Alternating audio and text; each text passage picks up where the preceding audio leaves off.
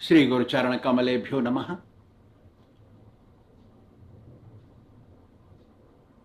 व्यास महर्षि प्रथम 3 श्लोक में प्रार्थना ही करते हैं। कोई कथा नहीं है इनमें, केवल प्रार्थना ही है।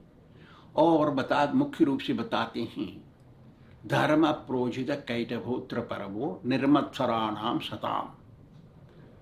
ये निर्मत्सर, जिसमें कोई द्वेष भावना नहीं, ऐसे लोगों के लिए श्रीमद् भागवत है। और इस श्रीमद् भागवत से ठग विद्या, झूठा धर्म, मनुष्य के द्वारा बनाया हुआ धर्म निकाल दिया गया है। ये असली धर्म है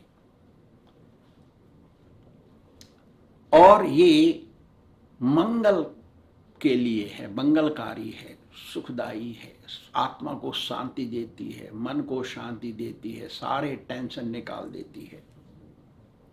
तापत्रयोन्मूलनम, तीनों तापों को, तीनों दुखों को निकाल देती है।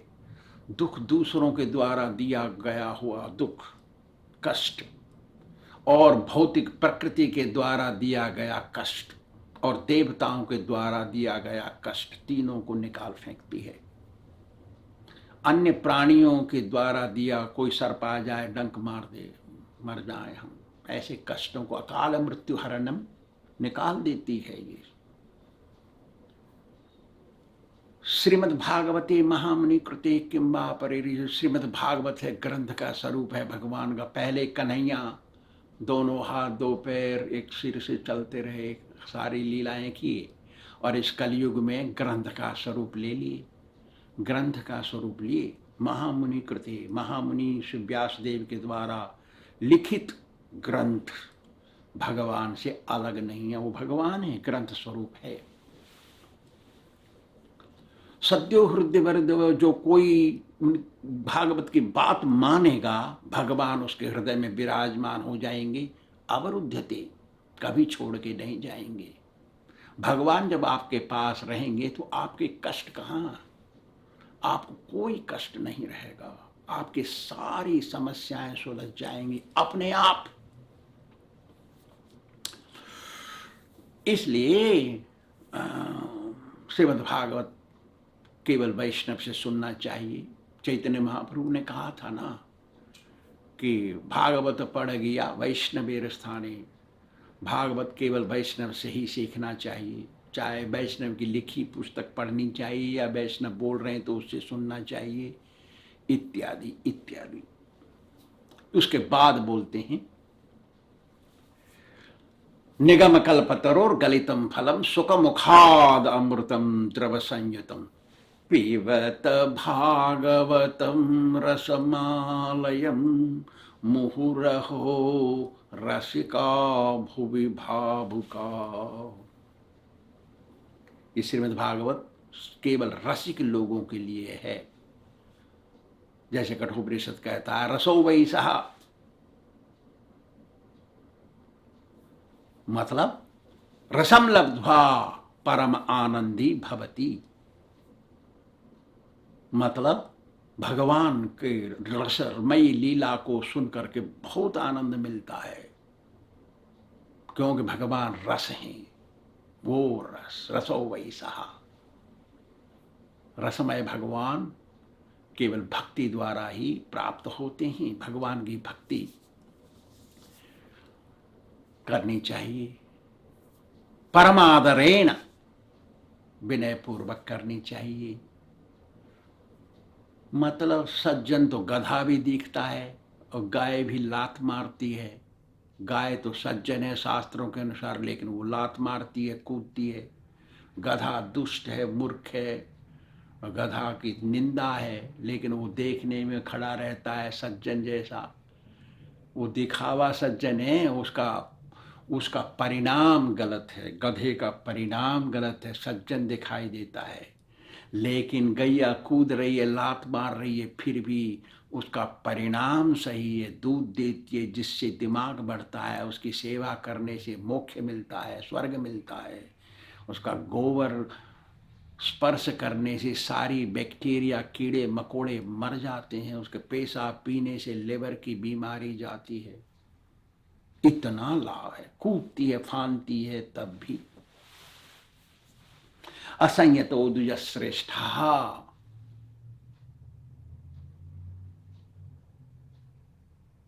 ब्राह्मण यदि सही तरीके का हो और वो वैष्णव हो, शुद्ध हो, तो यदि वो सही व्यवहार ना करे तब भी वो श्रेष्ठ है। क्यों? न श्रेष्ठो शूद्र में पपी, शूद्र श्रेष्ठ नहीं, यद्यपि वो सज्जन दिखाई देता है, ऐसा शास्त्र बोलता है। तो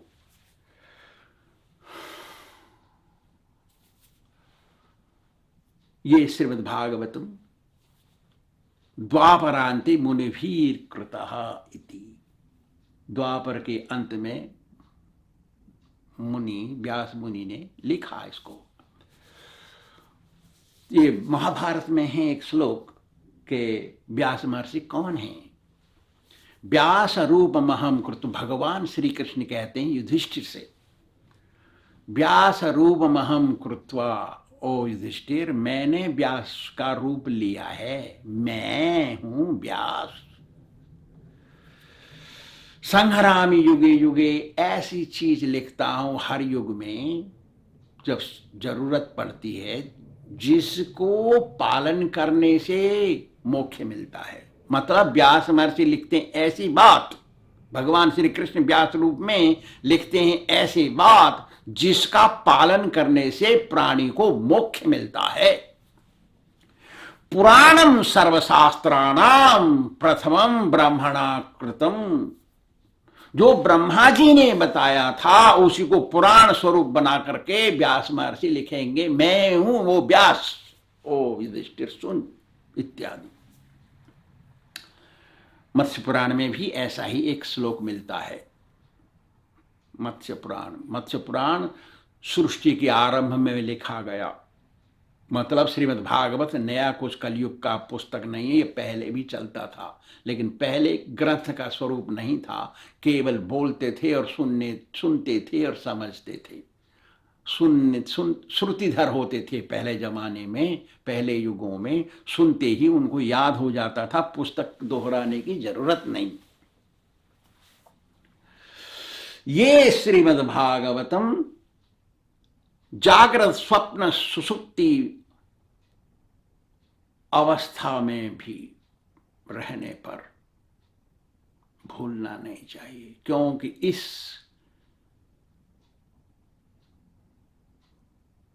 का स्मरण करने से तुरीय अवस्था मिलती है, जीवन मुक्त हो जाता है मनुष्य।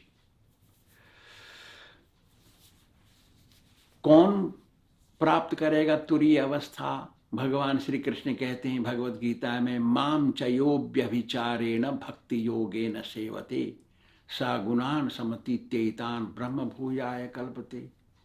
जो आदमी अव्यभिचारिणी भक्ति करेगा, व्यभिचारी उसको कहते हैं जो अनेकों के पास जाता है अपनी पत्नी के पास रहते हुए भी, उसको कहते हैं व्यभिचारी।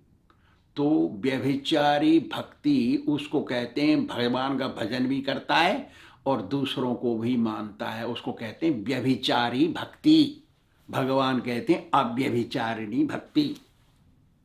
देखिए, व्यभिचारी भक्ति मार्ग में व्यभिचारी कौन है? वो भगवान की सेवा, कृष्ण की सेवा भी करेगा, गुरु की बात भी मानेगा, भजन भी करेगा और दूसरों को भी पूजेगा, दूसरों को भी मानेगा, वो दूसरों को भी सोचेगा कि वो भी भगवान है। इसको कहते हैं व्यभिचारी भक्ति। अव्यभिचारिणी भक्ति, माम चयो अव्यभिचारेण, मेरे को जो अव्यभिचारी सती की तरह पूजेगा, दूसरा कोई नहीं, मेरे बिना कोई नहीं, हे भगवान तेरे बिना मेरा कोई नहीं, ऐसा। भक्ति योग में अव्यभिचारिणी पूर्वक जो रहेगा उसको तुरीय अवस्था मिलेगी। सागुणान समिति तेतान ब्रह्म भूय, वो ब्रह्म भूय हो जाएगा, वो तो शुद्ध परिशुद्ध हो जाएगा, संत बनेगा वो बिल्कुल साफ। ऐसा नहीं है कि लाल कपड़ा पहन के धूनी रमा के राख लगा के शरीर में वही को उसी को मोक्ष मिलेगा, नहीं। घर में रहने वाले को भी मोक्ष मिलता है यदि उसके सही आचरण है। उसको अव्यभिचारिणी भक्ति करनी पड़ेगी। हे कन्हैया, आपके बिना मेरा और कोई नहीं, आपकी शरणम त्वमेकम शरणम व्रज, मामेकम शरणम व्रज, त्वम एकम शरणम मम, मेरा तो एक ही शरण है तू, हे कन्हैया मैं तेरा हूं। ऐसा केवल विचार बदलना चाहिए। कपड़ा बदलने से, कपड़ा उतार के फेंक देने से भगवान नहीं मिलते। उसको तो संतोष रखना पड़ेगा। जिसने धुनी रमाई है, राख लगाया है, इसका मतलब भी है कि वो उसकी आत्मा शुद्ध हो गई है, इसलिए उसने सब कुछ त्याग दिया। उसने लाल कपड़ा पहन लिए, गेरुआ वस्त्र का मतलब है त्यागी, उसने त्याग दिया सारा संसार। बात सही है, लेकिन अब कलयुग में बहुत साधु मिलना बड़ा कठिन है, असली जिसके अंदर से बदल गया है। इसलिए हमको घर में रहने का पर भी अंदर से बदल जाना चाहिए। कन्हैया के बिना मेरा कोई नहीं है। राम नाम सत्य है, गोपाल नाम सत्य है, बोल देते हैं। अंत में बोलते हैं जब मुर्दा सुनता नहीं तब। अरे जिंदा है तब बोलना चाहिए, जिंदे को बोलना चाहिए। वो जिंदा है तब उसको सुनाना चाहिए, मरने के बाद क्या सुनाना है। इसलिए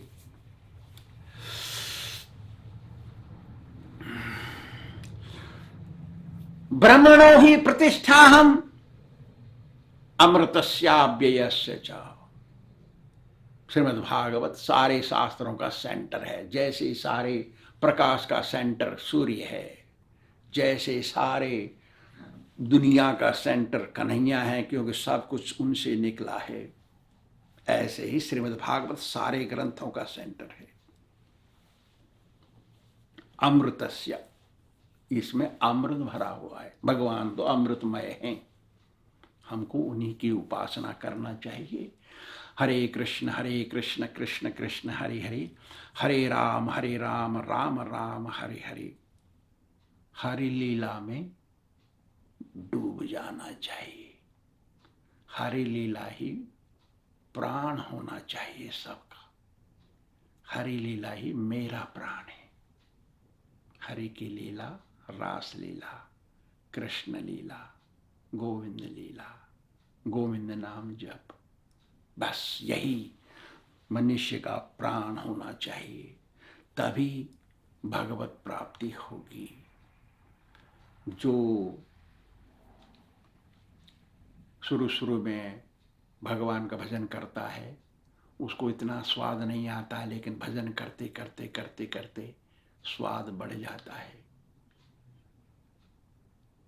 वो स्वाद जो मजा आता है, जैसे मिश्री खाने में मजा आता है, गन्ना चूसने में इतना मजा नहीं आता है, लेकिन गन्ने से ही मिश्री निकलती है। जैसे घास खाने से मजा नहीं आता है, लेकिन घास जब गैया खा लेती है तो उसके दूध निकलता है, वो दूध पीने में बड़ा मजा आता है। दूध पीने में जितना मजा आता है, मक्खन खाने में उससे ज़्यादा मजा आता है, उससे ज़्यादा शांति मिलती है, स्वाद आता है। ऐसे ही श्रीमद् भागवत है। श्रीमद् भागवत को वैष्णव के मुंह से सुनने से वो मजा आता है, वो शांति मिलती है, वो कृपा मिलती है जो कहीं प्राप्त नहीं हो सकती।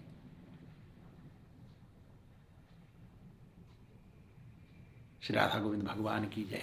Thank you very much. Gaur Hari.